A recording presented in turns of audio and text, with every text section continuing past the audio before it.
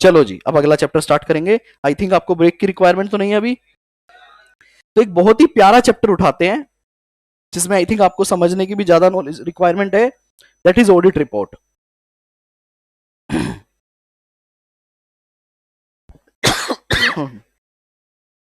हाँ जी, लाइव वालों मजा आ रहा है, बताओ जरा। लाइव वाले सभी स्टूडेंट बताएंगे, how are you enjoying the session?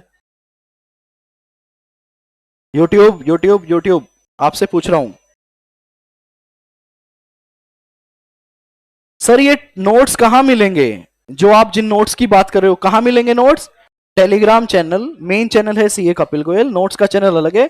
सबके लिंक कमेंट सेक्शन में डालूंगा मैं यूट्यूब के। अच्छा, कोई ऐसा बालक भी है क्या हमारी क्लास में जो मेरा, अभी आप ब्रेक ले सकते हो 2-4 मिनट का, because I also need a break, लेकिन हम जाएंगे नहीं उठकर। कोई ऐसा स्टूडेंट भी है क्या क्लास में जो इस सेशन को अटेंड कर रहा है और उसके मन में एक फीलिंग आ रही है कि यार मतलब मुझे बहुत कुछ सीखने की जरूरत थी, या मैं इस क्लास में बहुत कुछ नया सीख रहा हूं, और अगर मैं इतना सीख रहा हूं तो मतलब कितना मैं सीख सकता हूं, ऐसी फीलिंग हो सकती है। तो अगर ऐसा कोई स्टूडेंट है तो मैं उसके लिए एक राय दे सकता हूं। अगर आपके पास समय है, सीए इंडिया से बात कर लो, अगर वो आपको बूस्टर दे दें तो 1000 में देते हैं, हमारा एक मेन कोर्स हम बच्चों को एग्जाम से पहले। अगर वो कोर्स आपको मिल जाए, जनरली 3 से 4 दिन के लिए वेबसाइट पे भी आता है, अगर वो कोर्स आपको मिल जाता है तो आप वो ले लीजिए। हर एक चैप्टर आपका डिटेल में कवर हो जाएगा, उस बच्चे के लिए सिर्फ जिसको ऐसा लग रहा है कि मेरे अंदर भी बहुत सारा स्कोप ऑफ इंप्रूवमेंट है, जो कंफर्टेबल है, जिसको चीजें समझ आ रही हैं, जिसका दिमाग काम कर रहा है, वो रिवीजन पे फोकस करे। नाउ विल स्टार्ट आपका chapter audit report. Audit report से कितने क्वेश्चन आते हैं पेपर में? 6 क्वेश्चन थे, 6 से 7, मतलब एक क्वेश्चन तो मिनिमम आपके पेपर में आएगा, plus MCQ correct incorrect.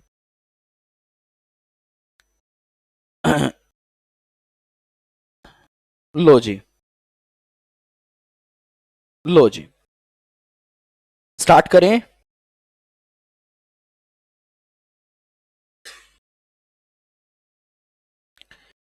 Chapter है आपका ऑडिट रिपोर्ट। इसके अंदर आपके स्टैंडर्ड आएंगे एसए 700,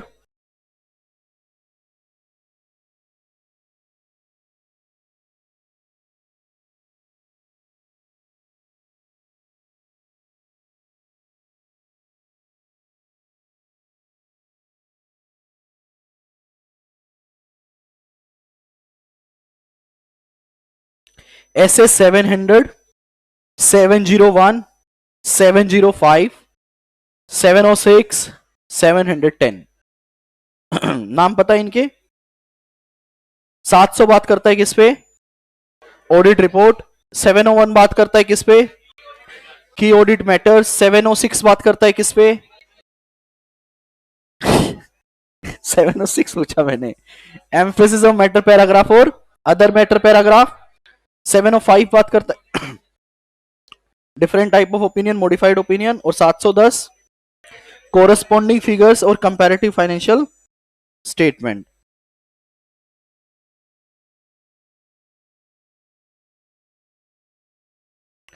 570 बात करता है किस पे? 560 बात करता है किस पे? सब्सिक्वेंट। 550 बात करता है किस पे? 580 बात करता है।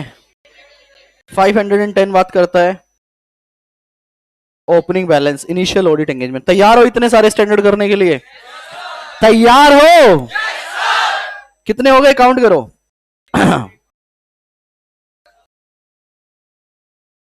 क्या बात है। लो जी, तैयार हो? पक्की बात है?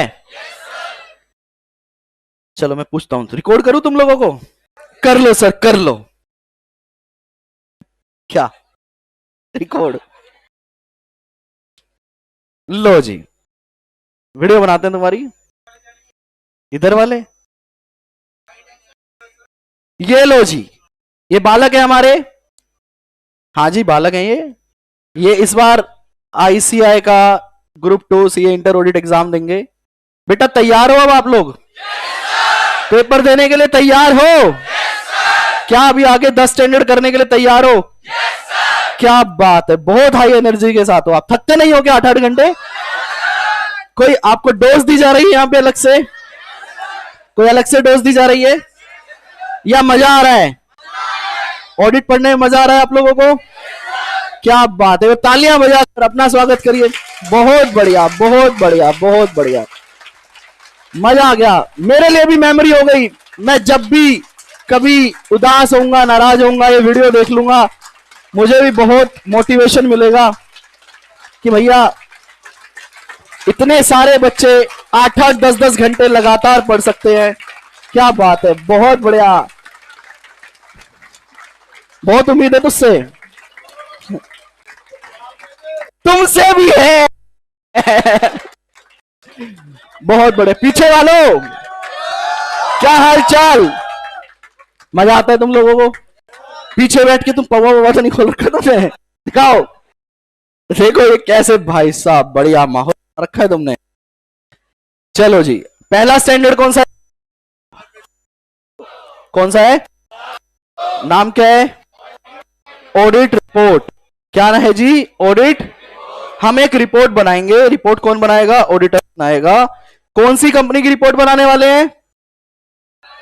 रिलायंस इंडस्ट्रीज की हम आप एक रिपोर्ट देखेंगे और सारे स्टैंडर्ड को यहां पे लिंक कर देंगे। ठीक है जी, चलो जी, बहुत बढ़िया मेमोरी मैंने क्रिएट कर दी आप लोगों की। लो, अब बात करते हैं ऑडिट रिपोर्ट। आपने इस रिपोर्ट को बहुत अच्छे से समझना है। अगर आपने रिलायंस की रिपोर्ट मेरे साथ अच्छे से समझ ली, आपके सारे स्टैंडर्ड हो गए। ठीक है, चलिए जी स्टार्ट करते हैं। सबसे पहले इसमें भी एक एग्जाम का क्वेश्चन बता दो। नहीं आया था ना, मारोगे आप पकड़ के।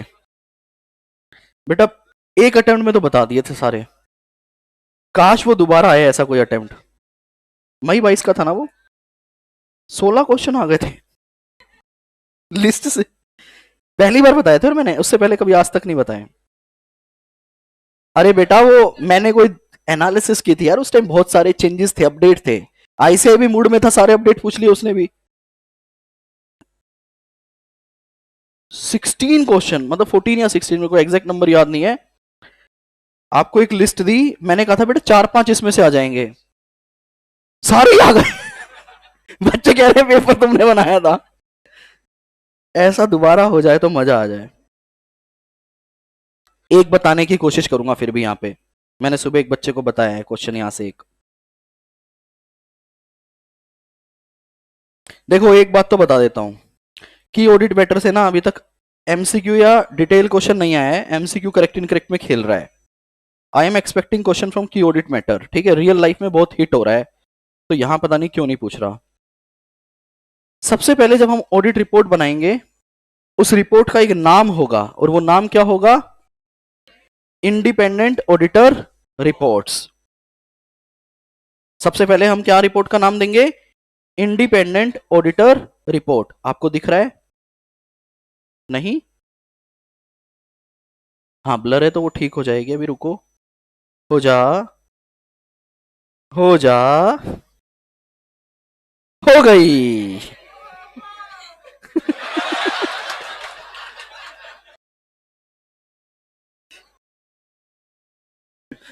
देखो सीए बालक होते ही ऐसे है। आप लक्ष्मी नगर में रहते हो या पुणे में रहते हो तो कभी प्रेस्टीज पॉइंट पे देखना, आप शाम को ऐसे झोला लेके ना लटका हुआ ऐसे कोई आ रहा होता। एक दिन तो एक आंटी ने एक लड़के को रोक लिया, बोली बेटा रुक। उसने झोले में हाथ डाला, 10 रुपए का नोट दे दिया, खाना खा लियो। तो बेटा हमारा दोष नहीं, हमारा आधे पागल तो वही जाते हैं। लो जी, लो जी। सबसे पहले रिपोर्ट का नाम क्या रहेगा? Independent auditor. अब इस रिपोर्ट को हम किसी को एड्रेस करेंगे, किसको देंगे? To the members of Reliance Industries, to the members of Reliance Industries Limited. ठीक है, मेंबर को हम ये रिपोर्ट देंगे। प्राइवेट लिमिटेड कंपनी है तो यहां पे क्या आ जाएगा? मैनेजमेंट आ जाएगा, बोर्ड ऑफ डायरेक्टर आ जाएगा। ये रिपोर्ट हम किस पे बना रहे हैं? Report on the audit of stand alone financial statement. अगर यहां पे स्टैंड अलोन है तो स्टैंड अलोन आ जाएगा, कॉन्सोलिडेटेड है तो कॉन्सोलिडेटेड। इंडिपेंडेंट ऑडिटर रिपोर्ट किसको जा रही है? मेंबर को जा रही है। क्या है जी? Stand alone. इस रिपोर्ट का फॉर्मेट चेंज हो गया है। पहले रिपोर्ट का फॉर्मेट अलग हुआ करता था, पहले रिस्पॉन्सिबिलिटीज पहले डिफाइन की जाती थी, लेकिन अब बोला जाता है भैया रिस्पॉन्सिबिलिटी किसकी क्या है, यूजर को इससे कोई खास फर्क, हमें आप ओपिनियन बताओ सीधा सटीक कि आपकी ओपिनियन क्या है। तो सबसे पहला पैराग्राफ आज के दिन किसका बनाया जाता है? ओपिनियन पैराग्राफ का। और क्या लिखा जाता है? वी। अब ये ओपिनियन पैराग्राफ लिख रहे हैं हम। जनरली हम क्या करते हैं, अगर मुझको true and fair view opinion देना है तो हमारी ऑडिट रिपोर्ट का आईसीआई ने एक फॉर्मेट दे रखा है, मैं उस फॉर्मेट को कॉपी पेस्ट करता हूं, वहां ब्लैंक ब्लैंक आ रहा होता है, उसमें डेट डाल देता हूं, क्लाइंट का नाम डाल देता हूं और पेस्ट प्रिंट आउट करके साइन लगा के दे देता हूं। तो ओपिनियन पैराग्राफ हम लोग रीड करने वाले हैं, आपने ध्यान रखना है जो भी मैं डिस्कस कर रहा हूं। लो जी, we have audited the accompanying stand alone financial statement. हमने ऑडिट किसका किया? Of Reliance Industries. इस कंपनी का किया जी। The limited the company which include, कुछ लिखना नहीं है, ज्वाइंट ऑपरेशन, इसके अंदर क्या क्या आता है? विच कंप्राइज द बैलेंस शीट। लेकिन बैलेंस शीट कब की? डेट भी आएगी 31 मार्च 2021 या 31 मार्च 2025, जो भी साल खत्म हुआ है।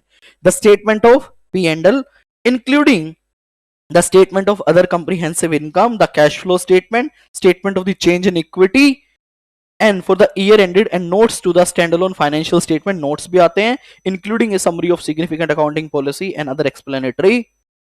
उसने हर एक फाइनेंशियल के कैप्शन को क्या करा? बता दिया, डेट बता दी, कंपनी बता दी, ठीक है। इन आर ओपिनियन, अब बताएगा कि हम इन सब चीजों पे क्या दे रहे हैं? हमारी opinion. In our opinion and to the best of our information and according to the explanation given to the aforesaid standalone financial statement, give the information required by the, भाई कंपनीज एक्ट की जो भी requirement है उसके हिसाब से बने हैं as amended, and they are giving a true and fair view in conformity with the accounting principle generally accepted in India of the state of affair of the company as on 31st March, its profit including other comprehensive income, cash flow, change in equity for the year ended that date। मतलब इस पे हमारी opinion कैसी है? अब मैं अगर आपको ट्रू एंड फेयर व्यू दे रहा हूं या कोई भी ओपिनियन दे रहा हूं, उसका कोई एक रीजन रहा होगा ना, why I am giving a true and fair view, why I am giving U A qualified opinion, कोई तो रीजन होंगे। तो सेकंड पैराग्राफ क्या बनता है? Basis of our opinion. भाई हमारी ओपिनियन का बेस तो क्या कहता है? देखिए बेस क्या होगा सर? भाई हमने सारे एविडेंसेस ले लिए, इंडिपेंडेंट है, सारी एक्सप्लेनेशन दे दी, सारी कंपनीज एक्ट की रिक्वायरमेंट पूरी हो रही है, यही तो बेस है। क्या कहता है? देखिए, we conducted our audit of the stand alone financial statement in accordance with standards on auditing के हिसाब से हमने हमारा ऑडिट किया है as specified under section 143। Our responsibility under section 143(10) of the act, our responsibility under those standards are further described in the auditor responsibility for the audit on the standalone financial statement section of our report। क्या हमारी responsibility define की गई है इस section में, और हमने हमारी सारी रिस्पॉन्सिबिलिटी इस रिपोर्ट के अंदर एक हमने सेक्शन बनाया है, किस नाम से? Auditor responsibility section. वहां पे हमने हमारी सारी रिस्पॉन्सिबिलिटी पढ़ दी है, आप जाकर पढ़ लो, क्योंकि बहुत सारी रिस्पॉन्सिबिलिटी है, अगर इसमें लिखूंगा तो बहुत लंबा पैराग्राफ बन जाएगा, इसलिए एक पूरा सेपरेट पैराग्राफ बना दिया। We are independent of the company, हम क्या है जी? इंडिपेंडेंट है in accordance with the code of ethics issue by the institute of chartered accountant of India, जो आपके चैप्टर 1 में आ जाता है, together with the ethical requirements that are relevant to our audit of the financial statement under the provision of the act and the rules made thereafter। हम independent हैं, हमने सारी एथिकल रिक्वायरमेंट को कंप्लाई कर दिया है। In accordance with these requirement of the code of ethics, जो भी रिक्वायरमेंट थी सबके हिसाब से हमने सारी एथिकल रिक्वायरमेंट को पूरा कर दिया है। कितने पॉइंट आए अभी तक? 4। हमने हमारा ऑडिट किया है स्टैंडर्ड्स ऑन ऑडिटिंग के हिसाब से, हमारी रिस्पॉन्सिबिलिटी सेक्शन में लिखी है, हमने सारी इंडिपेंडेंस रिक्वायरमेंट, एथिकल रिक्वायरमेंट को पूरा कर दिया है। अब कहता है, पहले अपने बारे में बताया, अब कहता है वी बिलीव। कभी आप लोगों ने पढ़ा है ना इतने डिटेल में, या पहली बार पढ़ रहे हो? क्या होगा? We believe that the audit evidence we have obtain is sufficient and appropriate to provide a basis for our audit opinion on the standalone financial। कह रहे हमने जो एविडेंसेस लिए हैं वो सफिशिएंट एप्रोप्रिएट है हमारी ओपिनियन के लिए। अगर कोई चैलेंज करता है कोर्ट में केस फाइल करे, हम हमारे वर्क पेपर्स दिखाएंगे और प्रूव करेंगे कि हमने हमारा ऑडिट सही किया। 5 बातें की उसने बेसिस ऑफ ओपिनियन में। क्या क्या? हमने हमारा ऑडिट स्टैंडर्ड के हिसाब से किया है, हमारी रिस्पॉन्सिबिलिटी ऑडिट रिस्पॉन्सिबिलिटी सेक्शन में लिखी गई है, हम इंडिपेंडेंट है, कोड ऑफ एथिक्स की सारी एथिकल रिक्वायरमेंट पूरा किया है, सफिशिएंट एप्रोप्रिएट ऑडिट एविडेंस लेके हमने हमारा ओपिनियन फ्रेम किया है, बेसिस ऑफ ओपिनियन। ठीक है। फाइनेंशियल में क्या क्या आ गया था ऊपर आपका ओपिनियन पैराग्राफ में, हमने किस कंपनी का ऑडिट किया है, किस डेट पे किया है, फाइनेंशियल स्टेटमेंट में क्या क्या आते हैं, और हम एक true and fair view opinion दे रहे हैं। आगे आ जाओ जी। मेन ओपिनियन और बेसिस ऑफ ओपिनियन पैराग्राफ हो गए। अब आगे बात करते हैं। अब 2 स्टैंडर्ड में आपको एक साथ समझा रहा हूं, एसए 706 एंड 701। ध्यान से सुनना। एसए 701 जो की बात करता है की ऑडिट मैटर्स की। बेटा किताब में कुछ नहीं है, सब कुछ इधर है, तो मुझे सुनेंगे ध्यान से। एसए 701 बात करता है की ऑडिट मैटर्स की। सर एक की ऑडिट में तीन ऐसे एक साथ करवाऊंगा, बल्कि 701, 706 और एक 570 का रेफरेंस, 570 गोइंग कंसर्न। सर आप अलग अलग करवाओ, भैया मैराथन है, आपको इंटरलिंकिंग समझनी पड़ेगी। 70 बात करते हैं की ऑडिट मैटर्स। देखो नाम में ही पता चल रहा है की ऑडिट मैटर्स, कि भाई आपने अपना ऑडिट कंप्लीट कर लिया है, अगर आपके पास कुछ ऐसे मैटर्स हैं जो आपके हिसाब से क्या है, की हैं, वो आप अपनी रिपोर्ट में डाल दो। और ये कौन सा स्टैंडर्ड बात करता है? एसए 701। सर अब ये की ऑडिट मैटर क्या होता है? ये आपका जजमेंट है। ये क्या है भाई? कौन सा मैटर की होगा, कौन सा मैटर की नहीं होगा, कौन डिसाइड करेगा? तो ये ऑडिटर की प्रोफेशनल जजमेंट है कि मेरे हिसाब से कौन सा मैटर बहुत ही ज्यादा सिग्निफिकेंट है। अब यहां पे कीवर्ड यूज कर रहा हूं मैं, सिग्निफिकेंट भी नहीं, अब ऐसे कहते थोड़ा और दम लगाओ, बहुत ज्यादा मोस्ट सिग्निफिकेंट है। बस डिफरेंस यही है की का। अगर मैं मोस्ट हटा दूंगा तो वो सिग्निफिकेंट बन जाएगा, फिर आप उसको की से हटा के किसी दूसरे पैराग्राफ में डाल सकते हो। तो क्या कहते हैं? कौन सा मैटर आपके हिसाब से मोस्ट सिग्निफिकेंट है, उन मैटर्स को। क्या हम उन मैटर को मैनेजमेंट दोस्त चार्ज विद गवर्नेंस के साथ डिस्कस करते हैं? क्या मैनेजमेंट दोस्त चार्ज विद गवर्नेंस के साथ मैंने सिग्निफिकेंट भी मैटर डिस्कस किए होंगे? तो कह रहा है जो मैटर आप दोस्त चार्ज विद गवर्नेंस के साथ डिस्कस करते हो ना, उनमें से कौन से ऐसे मैटर है जो आपके हिसाब से क्या है, मोस्ट सिग्निफिकेंट है, उनको निकाल के आप डाल दो एक सेपरेट पैराग्राफ में जिसका नाम है की ऑडिट मैटर्स। सर क्यों डाल रहे हो कि ऑडिट मैटर क्यों डालना है रिपोर्ट में? भाई आपने एक रिपोर्ट में ओपिनियन तो दे दी, ओपिनियन से यूजर को कुछ पता चला, भाई सब कुछ सही है, ठीक है, ले लो डिसीजन। अरे कुछ तो बता दो कंपनी के बारे में, क्या कंपनी की अकाउंटिंग पॉलिसीज ठीक है? अब एक बात बताओ, आप सभी चार्टर्ड अकाउंटेंट बनने वाले हो, आप मुझे एक बात बताओ, मोस्ट सिग्निफिकेंट मैटर। आप यार पढ़ते हो थ्योरी कंटेंट, मैं कहता हूं दिमाग लगाना स्टार्ट करो, सब कुछ अपने आप बोल के ऊपर आएगा। देखो मैं बोल रहा हूं, मैं लिखा हूं, अब आप अपनी जजमेंट लगाओ बेटा, आप अपना दिमाग लगाओ, कौन सा मैटर आपके हिसाब से सिग्निफिकेंट या मोस्ट सिग्निफिकेंट हो सकता है? हैंड रेस करके बताना है। नहीं बेटा अब तो आप ऑडिट कर चुके हो, अब या तो आपको फ्रॉड मिल चुका है, चांसेस ज्यादा हो, इट्स नॉट ए मैटर। अगर मिल गया फ्रॉड तो एक बात बता बाबू, अगर कोई फ्रॉड मिला, वैसे मैंने कंसेप्ट नहीं समझाया तो अभी मैं शायद तुम गलत आंसर दो तो मैं एक्सेप्ट कर सकता हूं उस चीज को। चलिए अभी आंसर गलत है, बाद में डिस्कस करेंगे, क्योंकि इसके लिए मैं कंसेप्ट समझा दूं पहले। हाँ जी देखो, इन्होंने बोला अगर फ्रॉड मिला तो वो एक की ऑडिट मैटर है। मैं कहता हूं जी हाँ ये बिल्कुल सही है, वो एक की ऑडिट मैटर है, लेकिन फिर भी वो की ऑडिट मैटर पैराग्राफ में नहीं आएगा। क्यों नहीं आएगा? क्योंकि अगर फ्रॉड मिला है तो हो सकता है मैं अपना opinion he true and fair ना दूं, तो फिर मैं ओपिनियन ही चेंज कर दूंगा, तो वो मैटर कहां आएगा? बेसिस ऑफ ओपिनियन पैराग्राफ में। समझ आई मेरी बात? तो की ऑडिट मैटर के कौन से मैटर की ऑडिट मैटर, ये अभी आपको इतना नहीं पता चलेगा कौन सा कहां आएगा, वो उसके लिए कंसेप्ट कंप्लीट होने दो भैया। की मैटर वो हो सकता है जहां पे जजमेंट यूज हो, बहुत हैवी जजमेंट यूज हो, एस्टिमेशंस लगाए गए हो, अकाउंटिंग पॉलिसीज को गलत तरीके से, गलत नहीं बोलूंगा, डिफरेंट तरीके से इंप्लीमेंट किया हो, आया ना, इन मैटर को, ऐसे केसेस को आप क्या बोल सकते हो, यूजर को बताना चाहिए। तो इन चीजों को हम अपनी ऑडिट रिपोर्ट में डालेंगे ताकि यूजर को एक एक्स्ट्रा इंफॉर्मेशन मिले, ट्रांसपेरेंसी इंक्रीज हो। ठीक है जी, बाकी अभी आगे डिस्कस करेंगे। की ऑडिट मैटर समझ आया? जो की ऑडिट मैटर होता है वो फाइनेंशियल से रिलेटेड हो सकता है और नॉन फाइनेंशियल से भी हो सकता है, मतलब ऐसी चीज जो बिजनेस के फाइनेंशियल में नहीं आ रही है बट मुझे यूजर को बताना है, वो भी की ऑडिट मैटर हो सकता है। उसके बाद आता है एम्फेसिस ऑफ मैटर पैराग्राफ और other matter paragraph, SA 706। Emphasis of matter paragraph, देखो पहला ही वर्ड क्या है, we are emphasizing on something. हम किसका ऑडिट कर रहे हैं? फाइनेंशियल स्टेटमेंट का। इसका मतलब मैं फाइनेंशियल स्टेटमेंट की किसी चीज पे एम्फेसाइज कर रहा हूं, जोर दे रहा हूं, बताना चाहता हूं, रेलेवेंट है किसके लिए? यूजर के लिए। तो कोई एक ऐसा पॉइंट जो फाइनेंशियल में आ रहा है और आपको लगता है कि वो सिग्निफिकेंट है और आपको लगता है वो की नहीं है, लेकिन क्योंकि की होता तो कहां डाल देते, आपको लगता है सिग्निफिकेंट तो है लेकिन मोस्ट सिग्निफिकेंट, तो मैं कहूंगा ठीक है, फिर इसको की ऑडिट में मत डालो, कहां डाल दो? एम्फेसिस ऑफ मैटर पैराग्राफ में। क्योंकि वो मैटर फाइनेंशियल में कहीं आ रहा है तो मैं रेफरेंस भी दे दूंगा कि देखो भैया ये मैटर फाइनेंशियल में आ रहा है और यहां पे दिया हुआ है, अगर आप देखना चाहो तो। सर कोई ऐसा मैटर है जो फाइनेंशियल में लेकिन वो मोस्ट सिग्निफिकेंट है, तो कहां जाएगा? और अगर वो मोस्ट सिग्निफिकेंट नहीं है बट इंपॉर्टेंट मैटर है तो कहां जाएगा?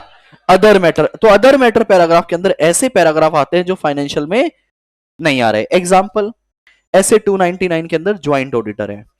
दूसरा, फाइनेंशियल स्टेटमेंट 2 एफआरएफ के बने हैं। बहुत सारे एग्जाम्पल हो सकते हैं। तो मैं बताना चाहता हूं भाई एक अदर इंफॉर्मेशन है ये, आप देख लो, मैंने अदर मैटर पैराग्राफ में डाल दिया। समझ आया? क्या ऐसा हो सकता है मैं एक मैटर को की में भी डाल दूं और एक में एम्फेसिस में भी डाल दूं? एक मैटर एक जगह पे ही आएगा। तीसरी बात, क्लाइंट का गोइंग कंसर्न पे कुछ अनसर्टेनिटीज हैं। मेरे को गोइंग कंसर्न अजम्पशन सही लग रही है ऐसे 570, वे क्लाइंट के फाइनेंशियल सही बने हैं बट कुछ अनसर्टेनिटीज नजर आ रही हैं। तो आप बताना चाहोगे यूजर को, कौन से पैराग्राफ में इंफॉर्मेशन दोगे? ऑडिट रिपोर्ट के अंदर बकायदा एक पैराग्राफ देखो। अब गोइंग कंसर्न के लिए कुछ अनसर्टेनिटी है तो क्या ये मोस्ट सिग्निफिकेंट मैटर हो गया? तो इसका मतलब दिस इज ए की ऑडिट मैटर पैराग्राफ। लेकिन हमारी ऑडिट रिपोर्ट के अंदर आईसीआई कहता है एक सेपरेट पैराग्राफ जाएगा जो कि बात करेगा गोइंग कंसर्न की। किसकी बात करेगा? तो आप मुझे बताओ, जब किसी चीज के लिए एक स्पेसिफिक जगह बनी हुई है और उस जगह पे मुझे अनसर्टेनिटी भी मिल रही है, तो वो मैटर मैं गोइंग कंसर्न में डालूं या की में डालूं? गोइंग कंसर्न में डालो सर।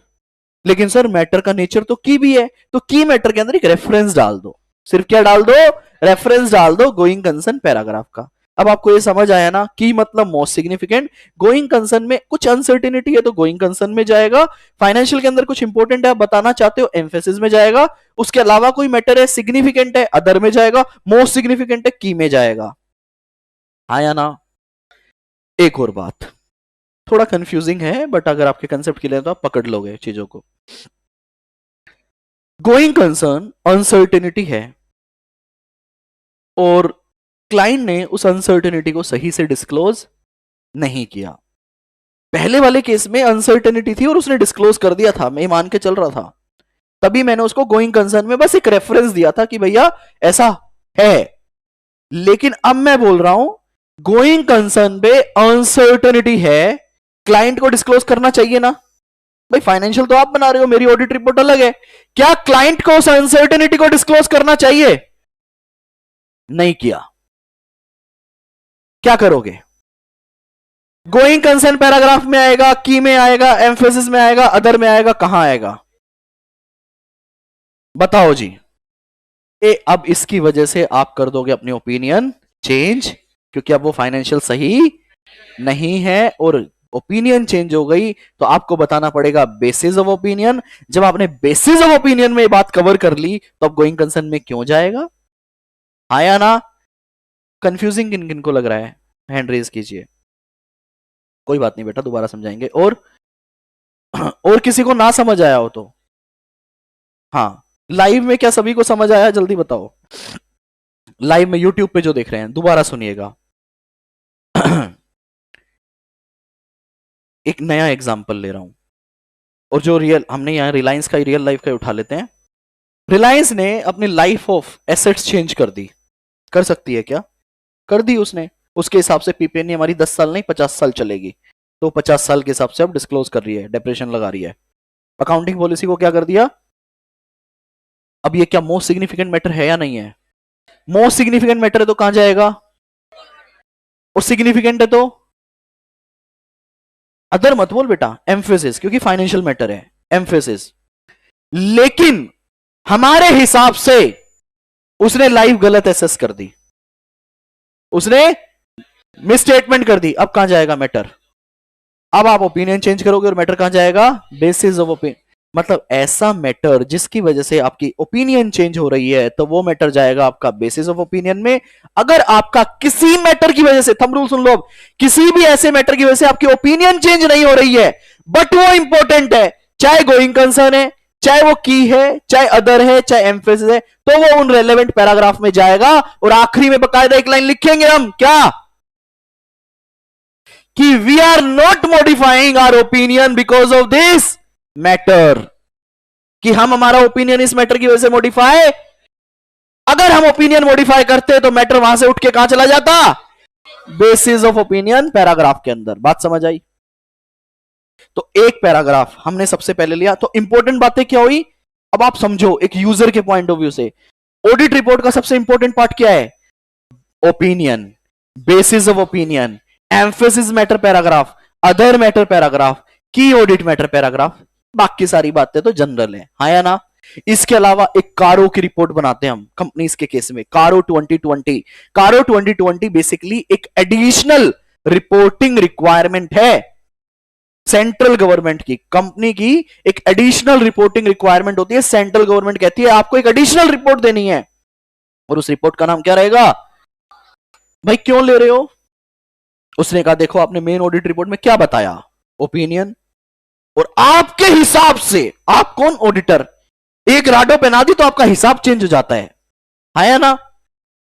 हाँ या ना? आपका हिसाब तो जजमेंट है। अब आप जजमेंट में 5 मैटर की थे मान लो, किसी दूसरे, आपके लिए 3 थे, कोई चैलेंज कर सकता है आपको? और आपके लिए तो था ही नहीं कोई मैटर की, ऐसा भी हो सकता है।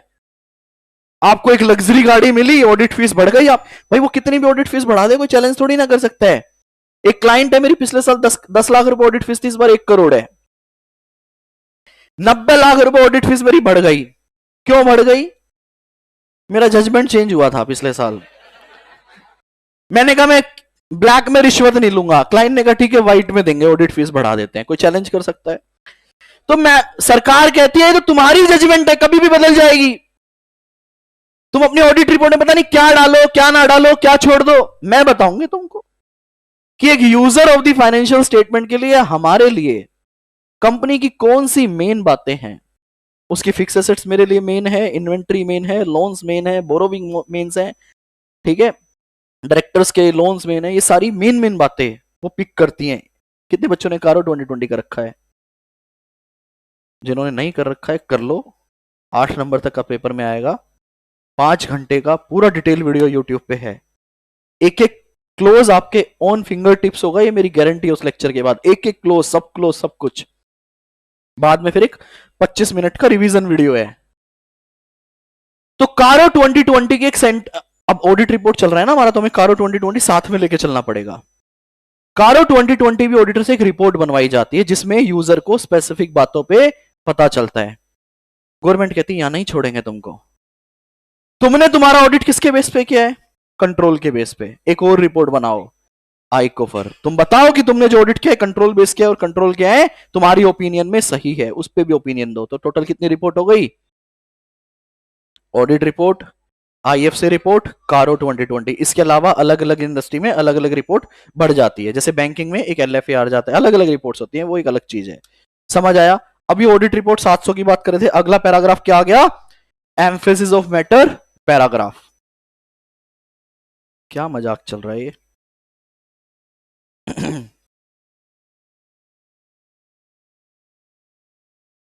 ब्रेक चाहिए क्या लैपटॉप को?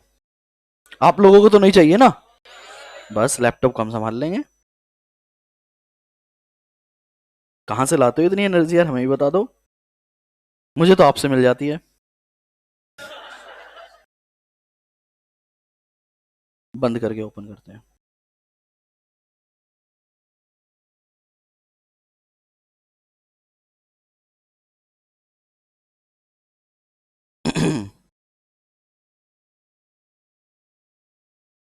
और एक कारो 2020 का बहुत अच्छा क्वेश्चन है, जाने से पहले वो देख के जाना, ठीक है? बहुत प्यारा क्वेश्चन है सीए फाइनल का, आप लोग करके जाना।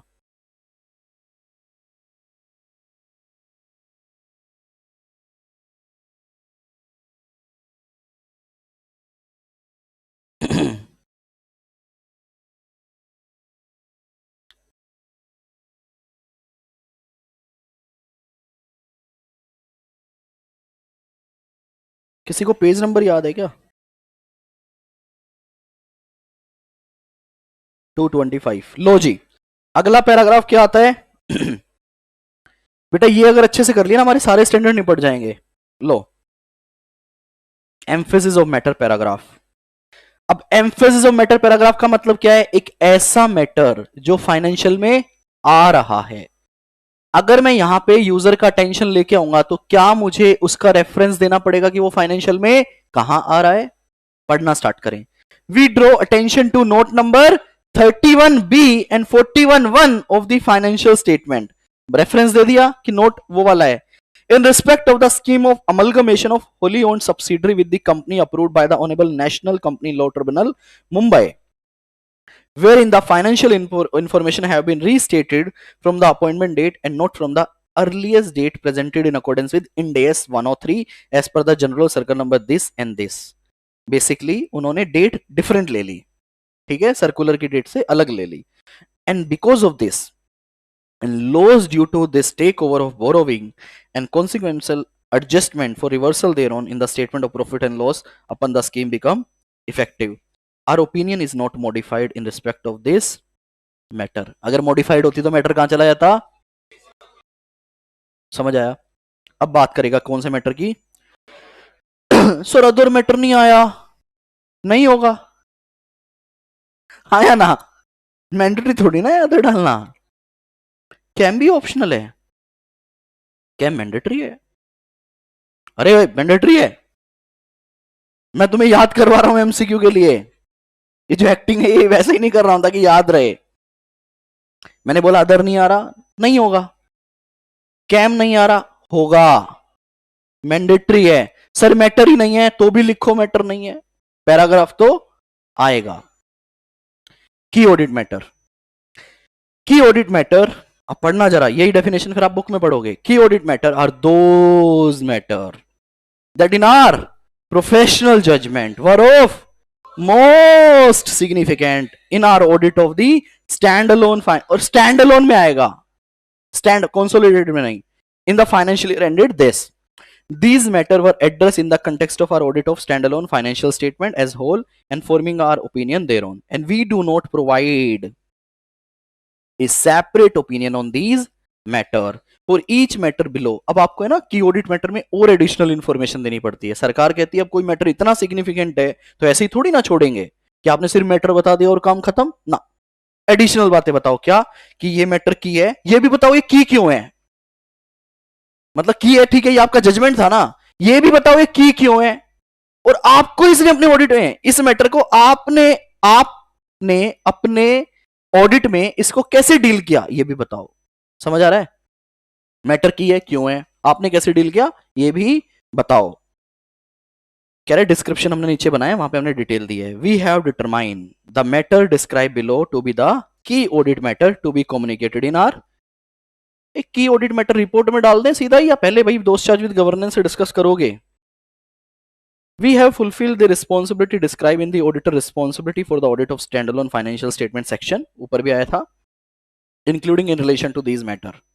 Accordingly, our audit including the performance of procedure designed to respond, हमने प्रोसीजर डिजाइन किए हैं to respond our assessment of the risk of material misstatement on the standalone financial statement The result of our audit procedure including the procedure performed to address the matter below provide the basis of our audit opinion on the company's standalone financial statement. अब नीचे क्या आ गई पूरी detail. पहले paragraph में क्या लिख रहा है कि की ऑडिट मैटर क्या है and how our audit address the key audit matter. दिख रहा है ना. एक मैटर पढ़ लो बेटा. क्या कहता है कैपिट ये क्यों मुझे ले रहा है. 250 था ना.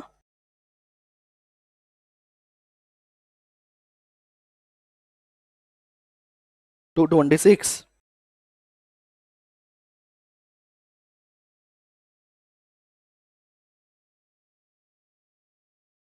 दे रहा हूं बस यार 10 मिनट.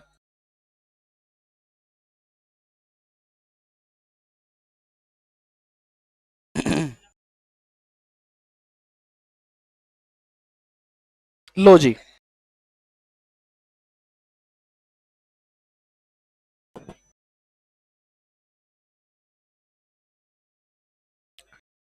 एक्चुअली फाइल बहुत हैवी है ये.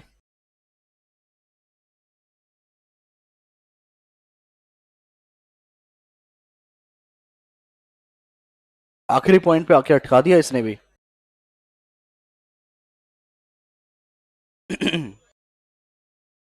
हाँ हाँ बेटा ठीक कर रहे हैं.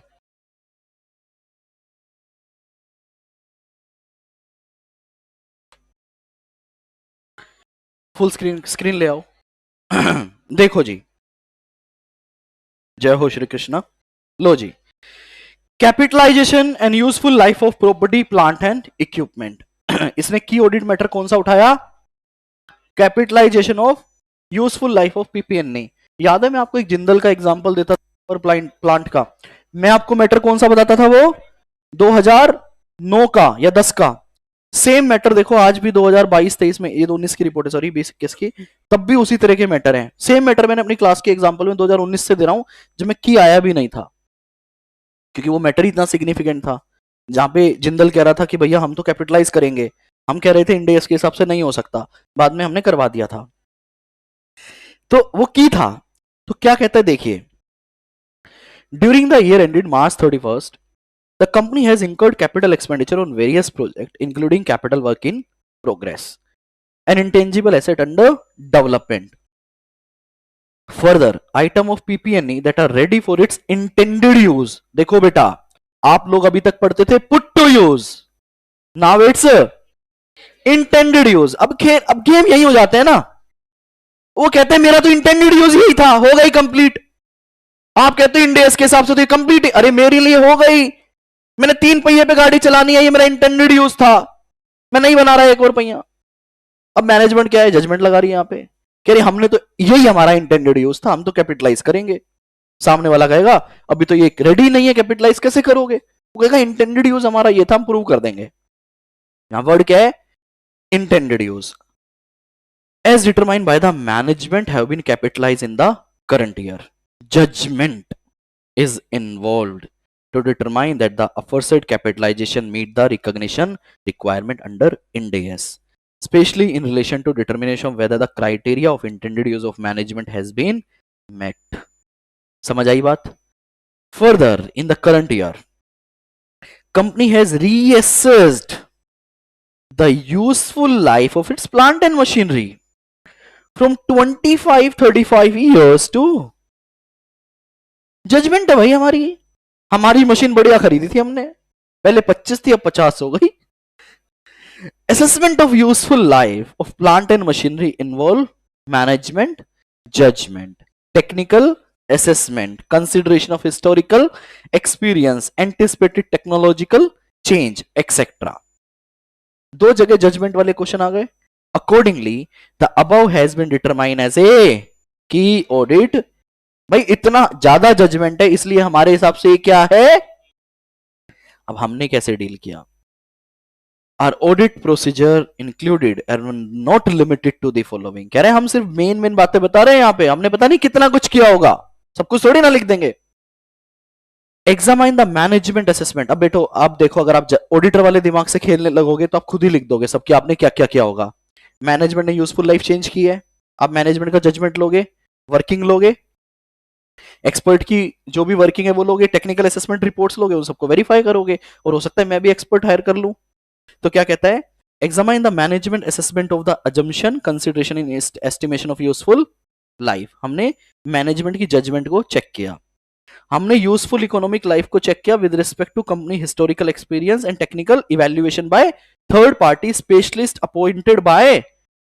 अब ये बताओ यहां कौन सा एस्से लगेगा? जब मैनेजमेंट के एक्सपर्ट की रिपोर्ट रेफर कर रहे हो, कौन सा एस्से नंबर 500 ऑडिट एविडेंस का काम करेगा ये। और अगर यहां पे वर्ड मैनेजमेंट हटके ऑडिटर हो जाता तो बताओ क्या होता? एस्से नंबर 620। बेटा 402 अलग चीज है, ठीक है, using the work of auditor expert. तो यहां पे मैनेजमेंट एक्सपर्ट है तो वो एक एविडेंस है सिर्फ, ठीक है। इसमें हम तीन चीजें देखते हैं, कॉम्पिटेंस, इंडिपेंडेंस, पर्पस। अच्छा आ गया आपके एसए की बात नीचे आ गई। Assess the objectivity and competence of company external specially involve in the process, ये हमारी एसए की रिक्वायरमेंट है ना। उसके बाद क्या कहता है, assess the nature of addition made to the property and equipment, intangible, capital work in progress, intangible under development on a test check basis, sample basis to test whether they meet the recognition criteria as mention in the Ind AS. assess the impact recognized on account of change in the useful life and disclosure made on the financial statement। हमने impact भी निकाला है कि भैया इन दोनों के impact कितना आ रहा है, भाई इन्होंने जो लाइफ चेंज किया उसकी वजह से कितना इम्पैक्ट आ रहा है, और इन्होंने जो रिकॉग्नाइज किया है उसकी वजह से कितना इम्पैक्ट आ रहा है, ये भी उन्होंने डिटेल में बताया है। और उसके बाद सारे की ऑडिट मैटर उन्होंने वन बाय वन करके यहाँ पे दिए हैं। और एक पॉइंट देखो, इंपेयरमेंट पे भी आ रहा है, ये बहुत बड़ी बात है, रिलायंस जैसी कंपनी इंपेयरमेंट कर रही है, समझ रहे हो। कुछ बच्चे शेयर मार्केट में डील करते हैं, उनके लिए इंपॉर्टेंट बात है, देखा करो आप बेटा इंपेयरमेंट कैसे होता है, क्यों होता है। इंपेयरमेंट का मतलब क्या है पता है आप लोगों को? एक होता है डेप्रिसिएशन, जब भी इंटेंजिबल का क्वेश्चन आए पेपर में या डेप्रिसिएशन का आए, अब डेप्रिसिएशन और इंटेंजिबल में, इंटेंजिबल पे अमोर्टाइजेशन बोलते हो आप, उसमें आपने एक पॉइंट हमेशा ऐड करना है इंपेयरमेंट का। इंपेयरमेंट क्या होता है, अगर मेरी एसेट मैंने खरीदी और वो अपनी जो भी यूजफुल लाइफ है उसमें मुझे वो प्रॉपर रिटर्न्स देने वाली है, तो हम जनरल डेप्रिसिएशन लगाते हैं ताकि हम बाद में दोबारा से उसे रिप्लेस कर पाए।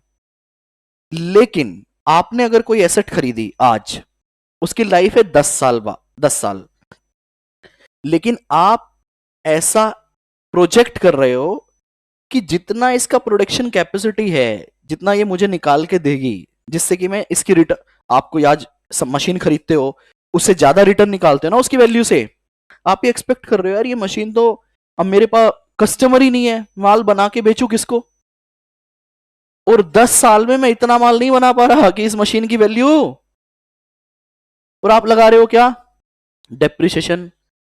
डेप्रिसिएशन को रिकवर कहां से करूंगा, कर ही नहीं सकता, उसके कोई वैल्यू नहीं है क्योंकि वो तो पहले ही डेप्रिशिएट हो गई मशीन। क्यों? क्योंकि मैं उसको यूज ही नहीं कर पा रहा। मेरे पास 80% 100 क्वांटिटी बनाने की कैपेसिटी, मैं 40 ही बना रहा हूं क्योंकि मेरे पास कस्टमर ही नहीं है। ऐसे केस में जब कंपनी का बिजनेस ही ना हो, हम मशीनों को कहते हैं फिर 10 साल तक बुक्स में रखने का कोई मतलब नहीं है इनको।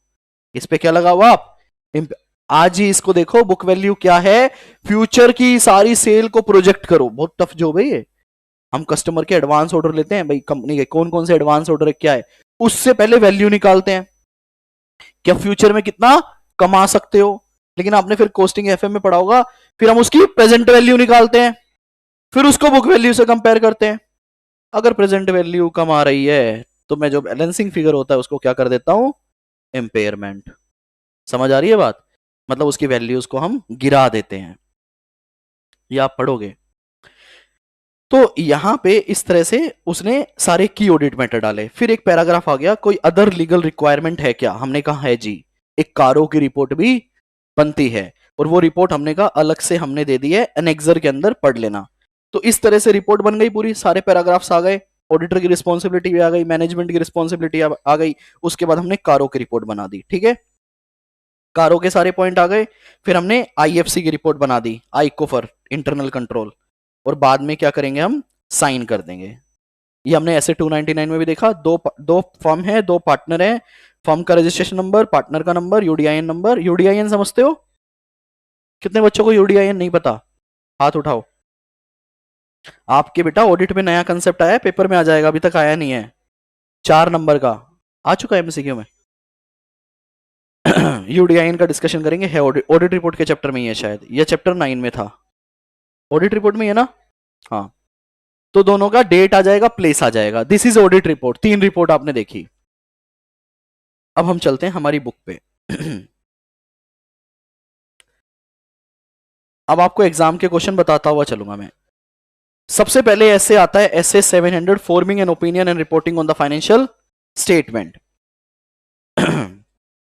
दो तरह के फ्रेमवर्क होते हैं हमारे, एक जनरल पर्पस फ्रेमवर्क और एक, हाँ जी, कितने बच्चों को नहीं पता, दो तरह के फ्रेमवर्क होते हैं, कौन कौन से? एक जनरल पर्पस फ्रेमवर्क, दूसरा कंप्लायंस फ्रेमवर्क। पता है क्या होते हैं भाई? देखो, कंप्लायंस फ्रेमवर्क में तो नाम में ही आ रहा है कि आपको क्या करना है, सिर्फ कंप्लाई करना है, जैसा है वैसा। कारो 2020 बोल लो एक बार, देसी एग्जांपल। हालांकि कारो 2020 कोई फाइनेंशियल फ्रेमवर्क, मैं सिर्फ समझाने के लिए बता रहा हूं भाई। जो क्लोज है वहीं पे, उसी पे आप रिपोर्ट करोगे, तो ये क्या हो गया, कंप्लायंस। ना ऊपर ना नीचे, तो हम बोलेंगे कि भैया ये इसी तरह से प्रिपेयर हुआ है। फेयर प्रेजेंटेशन फ्रेमवर्क में क्या होता है, देखो नाम क्या है, फेयर। इसका मतलब आप चीजों को एडिशनल रिपोर्टिंग भी कर सकते हो बेटर प्रेजेंटेशन के लिए। वेरी रेयर सर्कमस्टांस में अगर आपको लगे कि किसी चीज को हटाने से बेटर प्रेजेंटेशन हो रहा है, तो आप हटा भी सकते हो। बट पहले मैंने एक वर्ड अटैच कर दिया, क्या? In extremely rare circumstance, this is fair presentation framework. तो क्या कहता है भाई, जनरल पर्पस फ्रेमवर्क के अंदर दो तरह के फ्रेमवर्क आते हैं जो हम कॉमन फाइनेंशियल इंफॉर्मेशन यूजर्स के लिए बनाते हैं फाइनेंशियल। एक fair presentation framework FRF that require compliance with the requirement of FRF, जैसे आपका शेड्यूल 3 वगैरह है।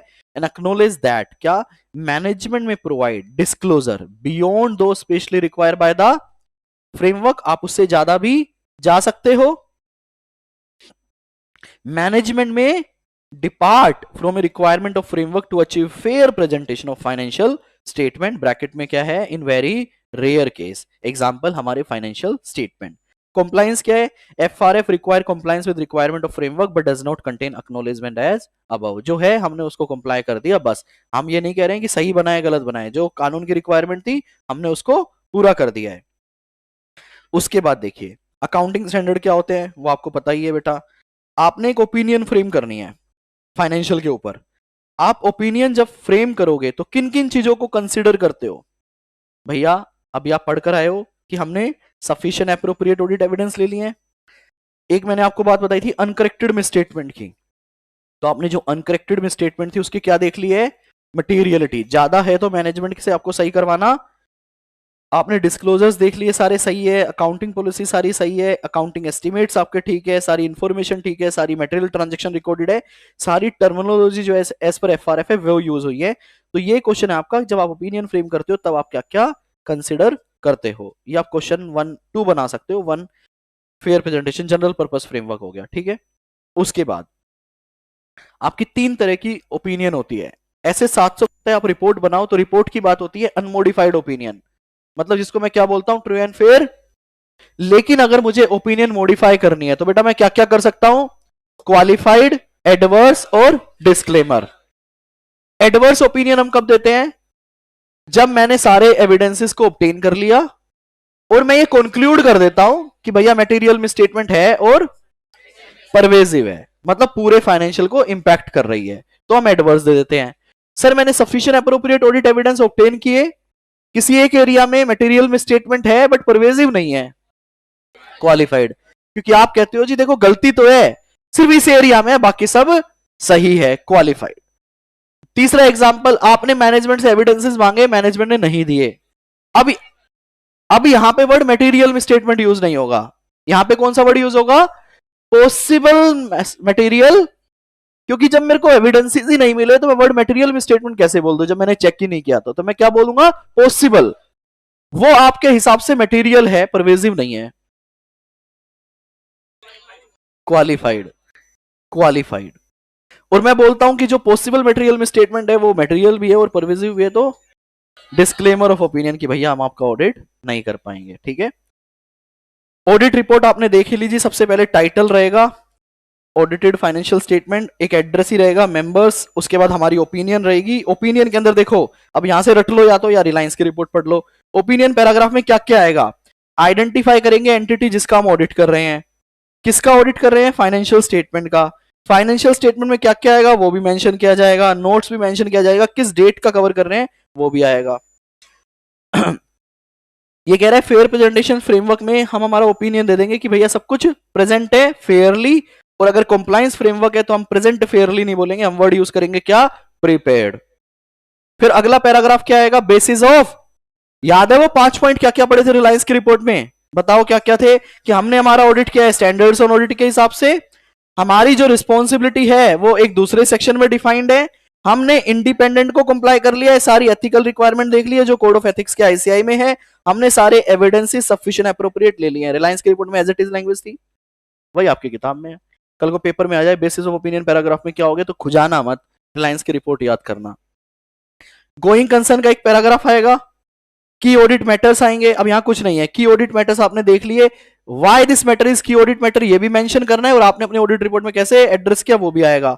फिर responsibility for the financial statement किसकी होती है? मैनेजमेंट की, वो सब भी यहां पे मेंशन की जाएगी। अगर आपको याद हो तो ऐसे 210 के अंदर आपने एक कंसेप्ट पढ़ा था प्री कंडीशंस फॉर ऑडिट, वो भी ये सेम ही होती है। फिर आती है ऑडिटर रिस्पॉन्सिबिलिटी। ऑडिटर की बहुत सारी रिस्पॉन्सिबिलिटी होती है, तो आप ऐसा भी कर सकते हो कि अपनी मेन ऑडिट रिपोर्ट में डालो, या ऐसा भी कर सकते हो कि आप अपनी मेन ऑडिट की रिपोर्ट के साथ एक एनेक्सर अटैच कर दो, या आप ऐसा भी कर सकते हो किसी एक वेबसाइट पे डाल दो अगर गवर्नमेंट अलाउ करती है तो, और उसका रेफरेंस आप अपनी ऑडिट रिपोर्ट में दे सकते हो। मैंने एक पॉइंट बोला है अगर गवर्नमेंट अलाउ करती है तो। सिग्नेचर आ जाएंगे, प्लेस ऑफ सिग्नेचर आ जाएगा, डेट और प्लेस आ जाएगा। अगर लॉ की रिक्वायरमेंट है कुछ, या आप आईएसएस के हिसाब से भी ऑडिट कर रहे हो तो मेक श्योर करना दोनों के बीच में कोई भी कंफ्लिक्ट ना हो, ठीक है। और अगर आप मेंशन कर रहे हो इंटरनेशनल स्टैंडर्ड्स ऑन ऑडिटिंग के बारे में भी, मान लो मैं इंडियन गैप में भी ऑडिट कर रहा हूं और यूएस गैप में भी कर रहा हूं, तो आप दूसरा कौन सा फ्रेमवर्क यूज कर रहे हो वो भी आपको अपने ऑडिट रिपोर्ट में स्पेसिफिकली मेंशन करना पड़ेगा। Supplementary information important for MCQ. अगर सप्लीमेंट्री इंफॉर्मेशन मतलब एक एडिशनल इंफॉर्मेशन मैनेजमेंट अपने फाइनेंशियल में डाल रही है, अब देखो सिंपल वर्ड पे जाओ, अगर वो फाइनेंशियल में है तो मेरा ओपिनियन में कवर होगा या नहीं होगा? होगा, क्योंकि now it is a part of financial. अगर वो फाइनेंशियल का पार्ट नहीं है तो क्या मेरे ओपिनियन में होगा कवर? नहीं होगा। फाइनेंशियल में है बट आपके हिसाब से नहीं होना चाहिए तो आप रिमूव करवाओगे, मैनेजमेंट नहीं करेगी तो आप क्वालिफाई कर दोगे, सिंपल। अब बात करते हैं दो मेन स्टैंडर्ड का। अब समझो, फिर मैं आपसे दोबारा क्वेरी पूछूंगा जब आपने बोला था ना। लो जी, now will discuss key audit matters and emphasis of matter paragraph and other matter paragraph. Key audit matter can be a financial matter and can be a non financial matter. Emphasis of matter paragraph is only a financial matter, other matter paragraph is a matter that is not financial, non financial, ठीक है जी। अगर कोई matter की audit matter में आ रहा है तो वो ईओएम में नहीं आएगा और ओएम में नहीं आएगा। अगर कोई मैटर ईओएम में आ रहा है तो वो कैम में, अगर कोई मैटर ओएम में आ रहा है तो वो कैम में। कैम जो है वो लिस्टेड कंपनी के लिए मैंडेटरी है और स्टैंड अलोन फाइनेंशियल स्टेटमेंट में लगाया जाता है। कैम जो है वो किसी भी पैराग्राफ का सब्स्टिट्यूट, अगर कोई मैटर मोस्ट सिग्निफिकेंट है तो वो कैम में ही आएगा।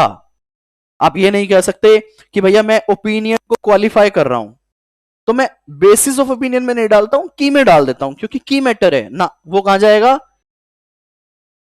जो पैराग्राफ जिस चीज के लिए बना है वो वहीं पे जाएगा, आपस में कोई भी एक दूसरे को कॉन्ट्राडिक्ट नहीं करेंगे। बात समझ आती है यहां तक? कैम क्या होगा? मोस्ट सिग्निफिकेंट मैटर होगा, जो ऑडिटर की प्रोफेशनल जजमेंट के हिसाब से क्यों दिया जाता है, ताकि यूजर को एडिशनल इंफॉर्मेशन मिले। अगर मैं अपनी ऑडिट रिपोर्ट के अंदर डिस्क्लेमर ऑफ ओपिनियन दे रहा हूं तो आप बताओ कैम जाना चाहिए?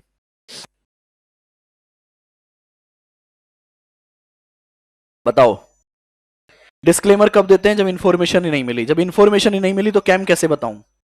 तो इतना दिमाग चलता है आप लोगों का?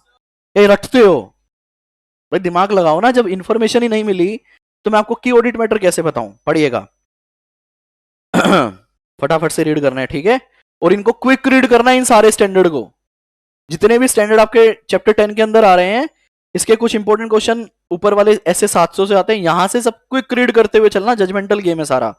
Cam, those matter in the auditor professional judgment were of the most significant in the audit of financial statement in the current period. Key audit matter are selected from the matter communicated to those charged with governance. मैं ऐसे ही read करूंगा, ठीक है। आपने keyword highlight करते हुए चलना है।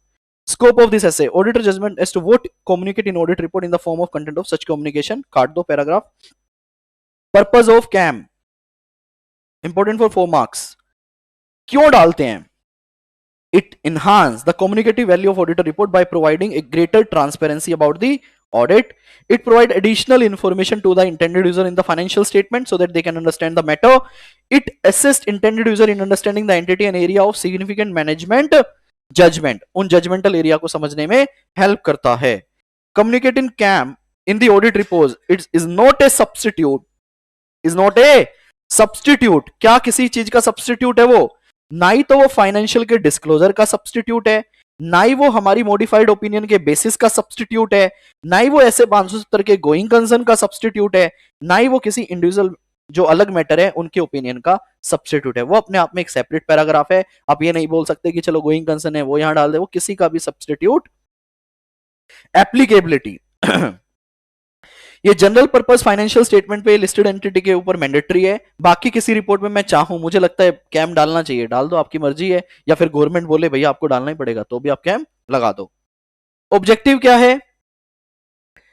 हमें कैम डालना है अपनी ओपिनियन फ्रेम करते time in the financial statement. और ऑडिट रिपोर्ट में कैम कैसे डालेंगे हम डिटरमाइन कैसे करेंगे? In making this determination auditor क्या कंसिडर करेगा? भाई किस मैटर को कैम बोलोगे बताओ? जहां पे जजमेंट इन्वॉल्व होगा, जहां पे रिस्क बहुत ज्यादा होगा. ठीक है.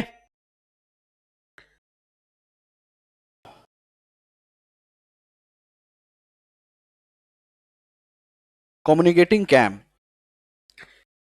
कह रहे कैम का पैराग्राफ कैसे बनेगा? आप रिलायंस की रिपोर्ट में पढ़ के ही आए हो. Key audit matter are those matter in the auditor professional judgement were of the most significant.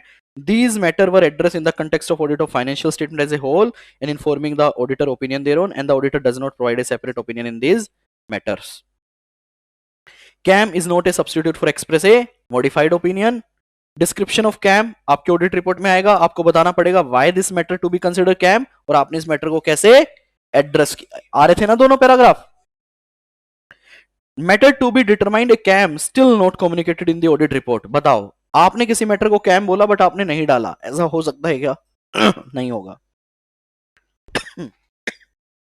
Generally नहीं होगा. बहुत ही एक्सट्रीमली रेयर सर्कमस्टांस में आप ऐसा कर सकते हो, लेकिन आपको रीजन बताना पड़ेगा. The auditor shall describe each key audit matter in the auditor report unless law regulation preclude public disclosure about the matter. कानून मना कर रहे भैया, इससे नुकसान हो जाएगा पब्लिक का.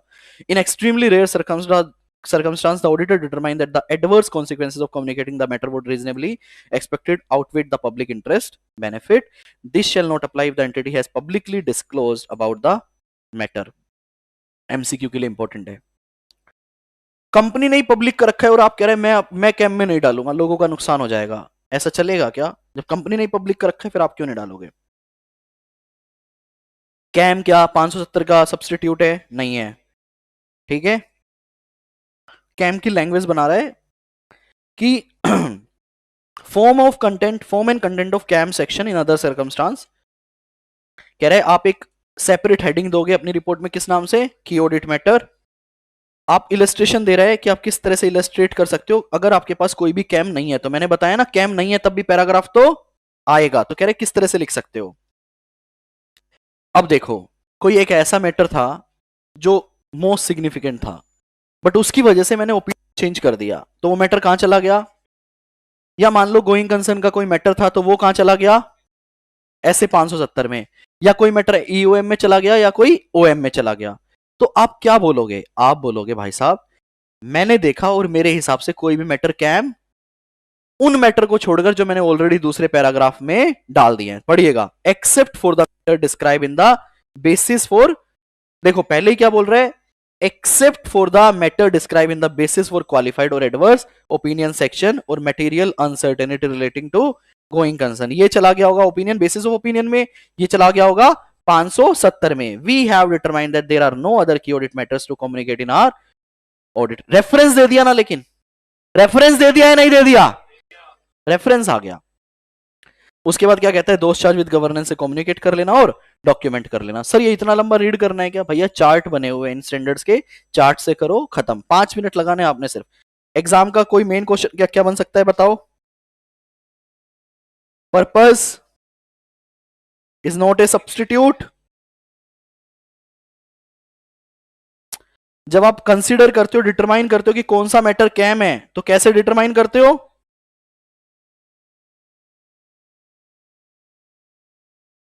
बाकी बस एमसीक्यू वगैरह में आएगा। कैम हो गया, सॉर्टेड है जी।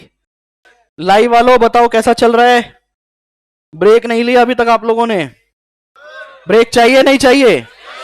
अभी हम करेंगे ईओएम और ओएम, 4 से 5 मिनट में हो जाएगा। एम्फेसिस ऑफ मैटर पैराग्राफ के बारे में आपको पता चल गया है भाई, मेरी तरफ ध्यान देंगे सभी student. Emphasis of matter paragraph के बारे में, डू यू नीड ब्रेक? अच्छा, आपको एम्फेसिस ऑफ मैटर पैराग्राफ के बारे में पता चल ही गया। ऐसा पैराग्राफ जो फाइनेंशियल में आ रहा है, ओएम जो फाइनेंशियल में और आपके हिसाब से सिग्निफिकेंट है, आप यूजर को बताना चाहते हो। लो जी, खत्म। इसको भी कहां से कर लेना? चार्ट से। ऑब्जेक्टिव ऑफ ऑडिटर, बेटा ब्रेक दे रहा हूं मैं 5 मिनट सिर्फ, सेकंड के हिसाब से 300 सेकंड। लो जी, objective of the auditor to draw use, अब सेकंड मत गिनने लग जाना, यहां देखना, अब एक गिनने लग गया 1 2 3 नालायक। To draw user attention by way of additional communicate कर रहे हैं हम in the auditor report matter appropriately incorporated in the financial statement that is such important. वहां क्या था वर्ड? Most significant. यहां क्या है? Such importance that is fundamental to user understanding of financial statement, any other matter relevant to user और auditor responsibility. ठीक है, meaning क्या है एम्फेसिस का? Para which refer to a matter appropriately incorporated in the financial statement, क्योंकि वो matter कहां पे आ रहा है? फाइनेंशियल में आ रहा है। That is of such important that is fundamental to user. ये लाइन याद रखना, डिफरेंशिएटिंग लाइन, कि की के अंदर क्या कीवर्ड था और ईओएम में क्या कीवर्ड था। इन दी ऑडिट रिपोर्ट, अब एक बात बताओ, the auditor shall include an emphasis of matter paragraph in the audit report provided the matter should not be a KAM matter and the basis of opinion उसके हिसाब से modified. अगर ऐसा हुआ तो वो 701 में चला जाएगा या फिर बेसिस ऑफ ओपिनियन में चला जाएगा। The auditor would not require to modify the opinion in accordance with SA 705 because of that matter, या when such essay 701 apply the matter has not been determined as a cam, क्योंकि otherwise तो वो उन्हीं paragraph में चला जाता है। Heading क्या रहेगी? Emphasis of matter, auditor opinion modified होगी क्या इस पैराग्राफ से, इस मैटर से? नहीं होगी। एग्जाम्पल क्या क्या हो सकते हैं एम्फेसिस ऑफ मैटर पैराग्राफ के? भाई देखो, आप अगर बालक हो, अकाउंटिंग की थोड़ी सी ज्ञान है, तो आप 50 एग्जाम्पल लिख सकते हो। ईओएम का मतलब ऐसा मैटर जो फाइनेंशियल में, आप फाइनेंशियल के हर एक कैप्शन पे एक एग्जांपल बना दो, पीपीएनई पे बना दो, इन्वेंट्री पे बना दो। इन्वेंट्री पाकिस्तान बॉर्डर पे रखी हुई है, युद्ध चल रहा है, नहीं जा सकते एग्जिस्टेंस के लिए। आपके हिसाब से मोस्ट सिग्निफिकेंट नहीं है, इंपॉर्टेंट है, आपने उसको, तो ईओएम के तो दुनिया भर के एग्जांपल बन सकते हैं। इसने कुछ लिए हैं क्या? एक अनसर्टेनिटी है relating to future outcome of exceptional litigation. भाई उस लिटिगेशन का क्या रिजल्ट रहेगा, उस पर थोड़ा सा हमें दिक्कत है। कंटीजेंट के बारे में बेसिकली आप बता रहे हो।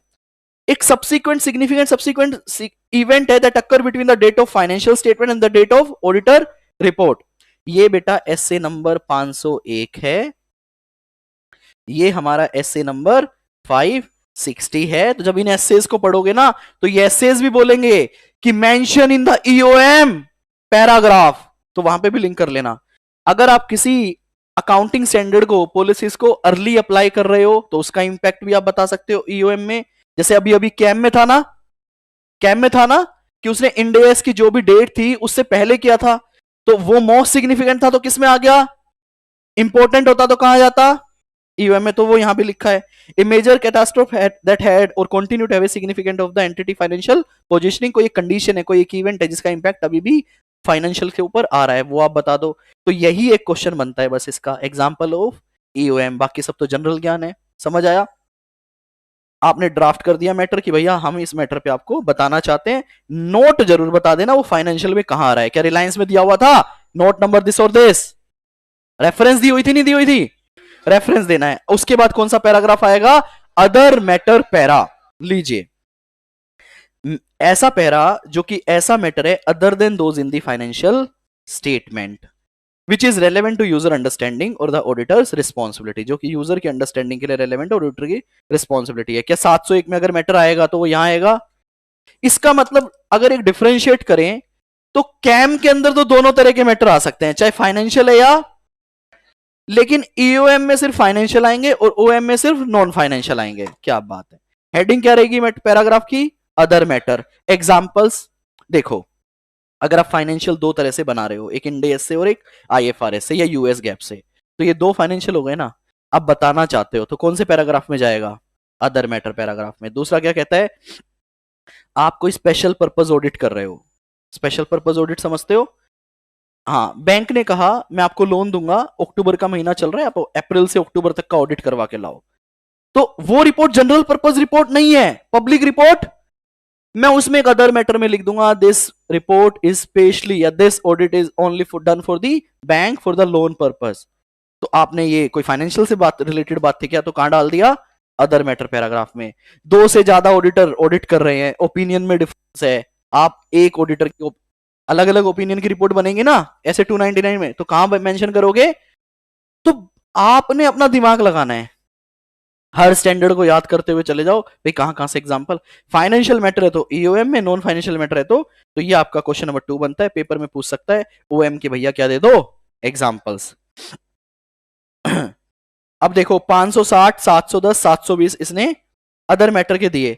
560 पे दोनों एग्जांपल बन सकते हैं, ईओएम का भी बन सकता है और ओएम का भी बन सकता है। कैसे कैसे सर? AS4 याद है आप लोगों को? अगर इवेंट बैलेंस शीट डेट में एग्जिस्ट करता था और मेरी ऑडिट रिपोर्ट से पहले हो गया तो हो सकता है वो फाइनेंशियल में एडजस्ट हो गया तो ईओएम, नहीं हुआ तो ओएम, आया ना? ऐसे 710 कंपैरेटिव और कोरेस्पोंडिंग का भी आ सकता है। 720 एनुअल रिपोर्ट की कोई बात है, annual report is not the part of financial statement, तो वो बेटा कहां जाएगा? ओएम। ठीक है जी, दोस्त चार्ज विद गवर्नेंस से कम्युनिकेट कर लेना, यहां पे आपका स्टैंडर्ड क्या हो जाता है? खत्म हो जाता है। ब्रेक चाहिए? मन ही नहीं कर रहा ब्रेक देने का, ऐसा लग रहा है कि बस पढ़ते जाओ पढ़ते जाओ पढ़ते। मन कर रहा है आप लोगों का ब्रेक लेने का?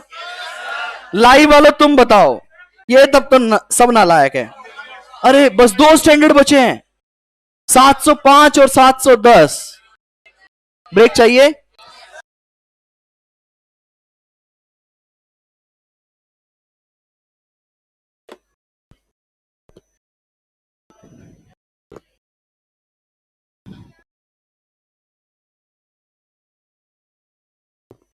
हेलो हेलो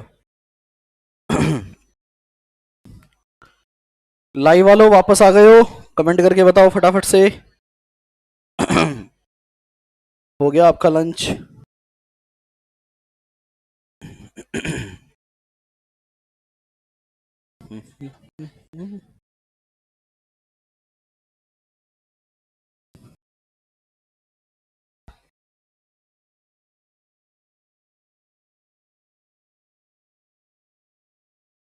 हेलो, क्या?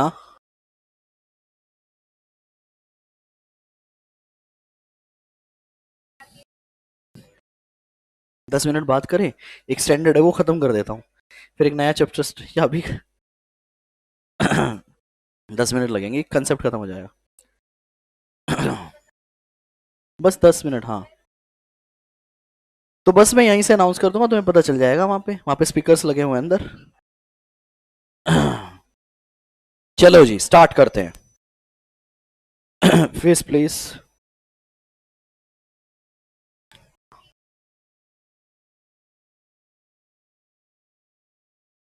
अच्छा ठीक है,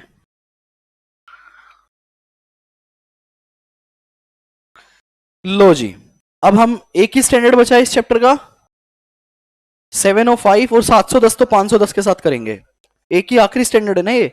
लो जी स्टार्ट कर रहे हैं। तैयार हो सभी? मैं एक बार YouTube वालों को और देख लेता हूं, वो आ गए क्या?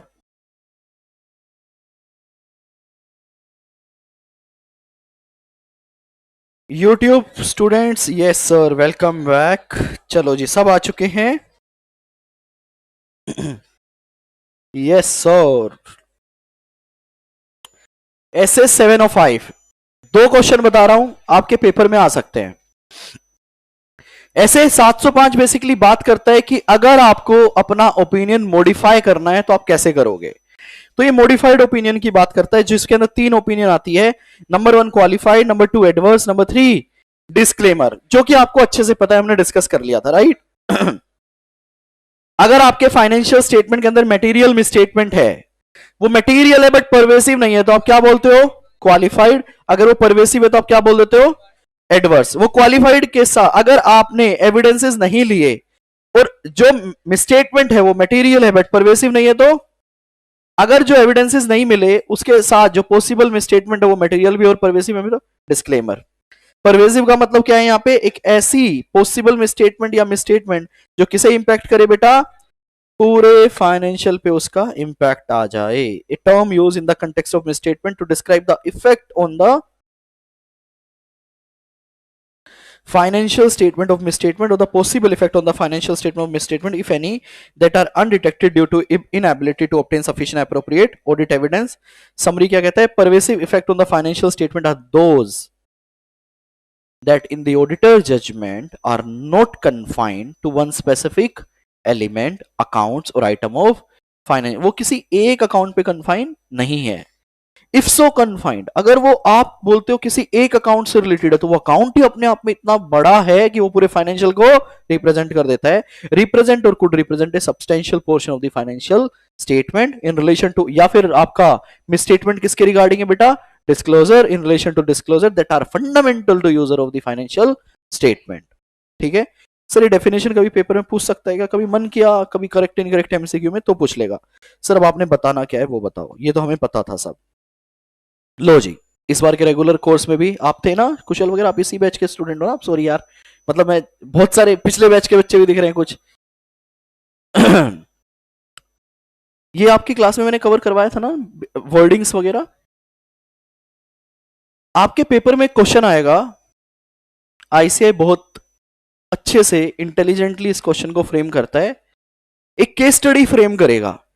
यहां पे दो चीजें आपकी टेस्ट होती हैं। एक केस स्टडी फ्रेम करेगा कि भाई आपने क्लाइंट से डेटा मांगा, client provided you the evidence and you identified some material misstatements. फिर वो थोड़ी और बातें करेगा इधर उधर की, और कहीं एक लाइन में लिखेगा कि वो मिसस्टेटमेंट अदर एक्सपेंसेस से रिलेटेड थी, पूरे फाइनेंशियल पे उसका इंपैक्ट नहीं है। What type of opinion you will give in your audit report?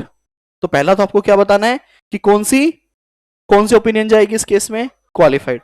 And draft the paragraph of opinion, paragraph basically draft the opinion paragraph.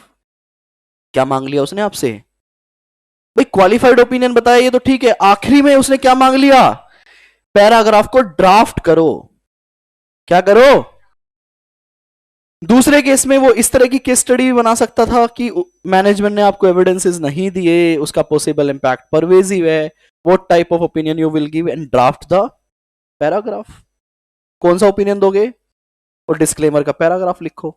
या वो ये भी बना सकता था कि आपको एविडेंसेस मिले, यू आइडेंटिफाई मटेरियल में स्टेटमेंट, इंपैक्ट परवेसिव है, कौन सा ओपिनियन दोगे? Draft the paragraph. मजे की बात यह है, पिछले 5 अटेम्प्ट में वो 2 क्वेश्चन पूछ चुका है। एक में वो क्वालिफाइड ओपिनियन पूछ चुका है और एक में वो I think disclaimer of opinion पूछ चुका है। ऑडिट रिपोर्ट 5 का भी मैंने सीधा आंसर लिख दिया, केस स्टडी नहीं रीड कर रहा मैं। Qualified opinion what should be included in the basis of opinion paragraph.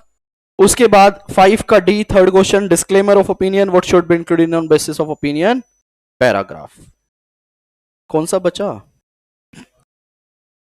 आ सकता है क्या पेपर में? आए या ना आए, फोकस ज्यादा रखना है अगले 1 साल तक। भाई मैं ये मैराथन सिर्फ अगले इस अटेम्प्ट के लिए थोड़ी ना पढ़ा रहा हूं, ये यूट्यूब पे है। तो अगर इसको कोई 2025 के लिए देख रहा है तब तक तो अलग ही नया मैराथन आ जाएगा, लेकिन आज की जो रिसर्च है वो तो अगले अटेम्प्ट्स के लिए है ना।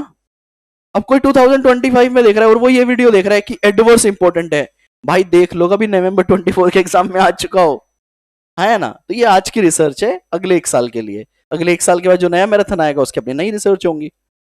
लो जी, ऑडिटर को अपना ओपिनियन चेंज करना है और बेसिस ऑफ ओपिनियन भी चेंज हो जाएगा अगर आप कोई भी किसी भी तरह का मॉडिफिकेशन कर रहे हैं। तो क्वालिफाइड ओपिनियन के अंदर क्वालिफाइड ओपिनियन में? क्या पूरे फाइनेंशियल मटेरियली में स्टेटेड है या कोई एक एरिया में स्टेटेड है? जल्दी बताओ। एक एरिया में स्टेटेड है, तो हम ओपिनियन कैसे देंगे कि except for this area we are giving a true and fair view, है ना? इस एरिया को छोड़कर बाकी सब सही है। डिस्क्लेमर में क्या बोल देंगे? हम एविडेंस ही नहीं ले पाए इसलिए हम ऑडिट ही नहीं कर पाए, इसलिए ओपिनियन। एडवर्स में क्या बोलेंगे? हमने एविडेंसेस लिए और वी आर कंक्लूडिंग कि सब कुछ बेकार है। 3 पैराग्राफ आपने याद करके जाना है पेपर में।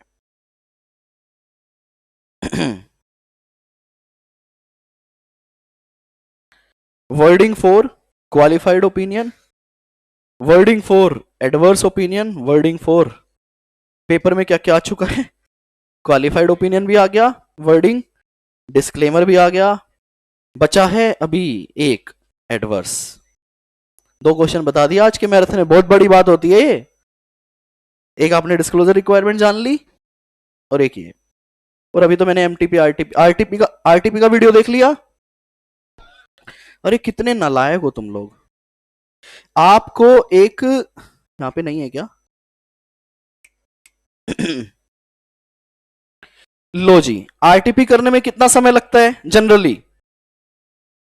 15 मिनट। कैसे? ऐसे। ये लो जी, दिस इज योर आरटीपी। ऊपर सारे लिंक्स दिए गए हैं, यूट्यूब पे वीडियो है। मुझे पता है आप लोग नहीं देखते हो यूट्यूब, इसलिए मैंने पीडीएफ बना के नोट्स वाले पे डाल रखी है। ये आपके आरटीपी के सारे क्वेश्चन चैप्टर वाइज। अब आप क्यों आरटीपी पे अपना समय खराब करोगे यार, जब आपको पता है पहले चैप्टर से इंडिपेंडेंस ऑफ माइंड पूछ रहा है, अपीयरेंस पूछ रहा है, थ्रेट्स पूछ रहा है, एंगेजमेंट पार्टनर की 220 से रिस्पॉन्सिबिलिटी पूछ रहा है, ऑडिट वर्स, सारे प्लेन क्वेश्चन है। Why I will waste my 3 hours? तो 15 मिनट में आपका टाइम सेव करेगा या नहीं करेगा? काम खत्म करो। अगर वीडियो देखनी है तो 40 से 50 मिनट की वीडियो है, उसका लिंक इस वीडियो में आ ही रहा होगा कहीं ना कहीं। देखो इसमें ये लिंक भी आ रहा है आपके लिए। अच्छा, काफी बच्चे सीए ऑडिट नोट्स पे नहीं होते हैं, उसका लिंक भी आ रहा है यहाँ पे। तो ये आपका May 23 का आरटीपी है। हार्डली 15 मिनट लगाना इस पे। अगर आपको लगे भाई सारे डायरेक्ट क्वेश्चन है किताब में, तो अपना मेन बुक पे फोकस करो।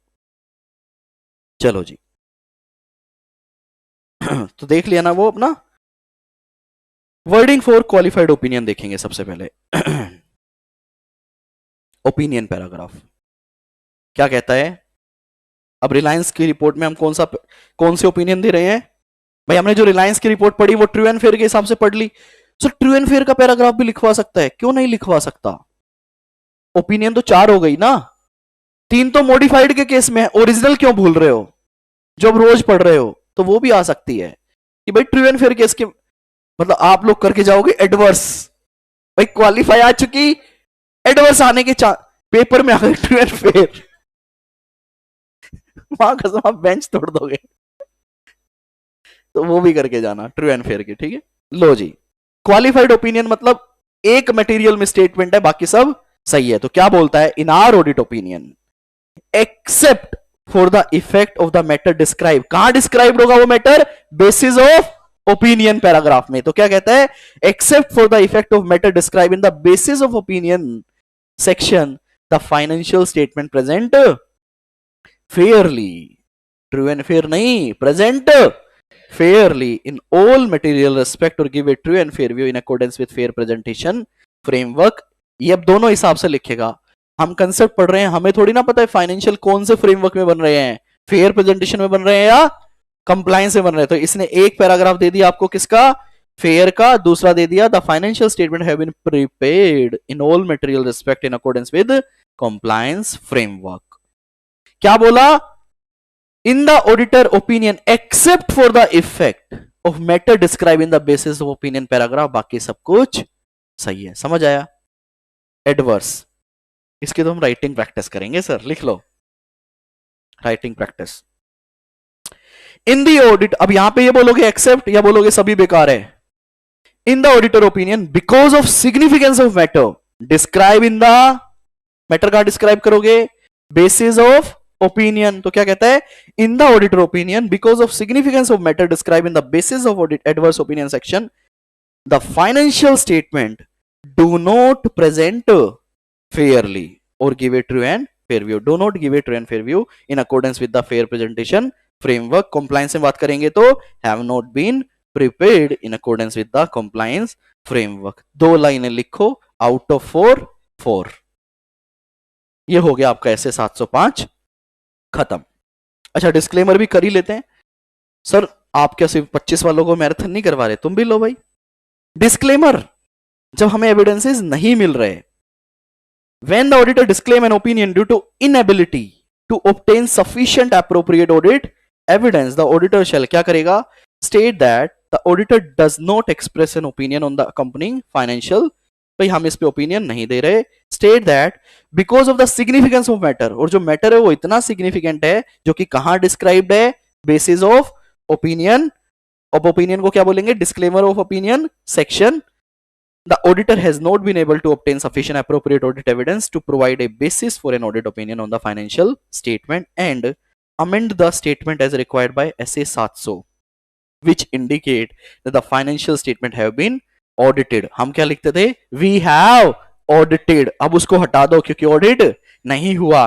To state that the auditor was engaged to audit of the financial, otherwise आप रिलायंस की रिपोर्ट देखोगे तो उसमें लिखा हुआ है पहली लाइन, वी हैव ऑडिटेड, अब क्या आ जाएगा, we was engaged for the audit, but हमने किया नहीं है। समझ आया जी, ये अपना करके चले जाना पेपर के अंदर, कुछ आ जाए तो बहुत अच्छी बात है। ऐसे 710 हम करेंगे 510 के साथ। क्लियर है जी, चलो जी अब चलते हैं आगे। अब अपन करने वाले हैं ऐसे नंबर, अच्छा ये बच्चा ऐसे आपको आते हैं सारे, ऐसे 230, 500, 501, 505, 4 स्टैंडर्ड डिस्कस करना है, आखिरी में कर लेंगे चलो, क्योंकि ये बहुत ही बेसिक स्टैंडर्ड्स हैं। सबसे पहले हम डिस्कस करते हैं कुछ तड़कता भड़कता रिलेटेड पार्टी, 550, 60, 70 तीनों देखते हैं एक साथ। उससे पहले हमारी टीम कह रही है बच्चे थक गए होंगे, उनको थोड़ा एंटरटेनमेंट करवाते हैं। यूट्यूब वालों थक गए हो क्या? हाँ जी, अब आईटी टीम, टेक्निकल टीम तुम्हारे हवाले है, मुझे कुछ करना है तो बता दो, मुजरा छोड़ के मैं सब कुछ कर सकता हूं। यार एक उनका ये था, सर ये मोबाइल की बत्ती जलवा दो, बस आप ये बत्ती जला दो, मेरी बत्ती दिखेगी, कैमरा यूट्यूब वाले कहेंगे सर आंखों में पड़ रही है, डालो टॉर्च। टॉर्च इसमें 5 मिनट से ज्यादा नहीं लगाएंगे लेकिन हम। ओहो सर इन क्लास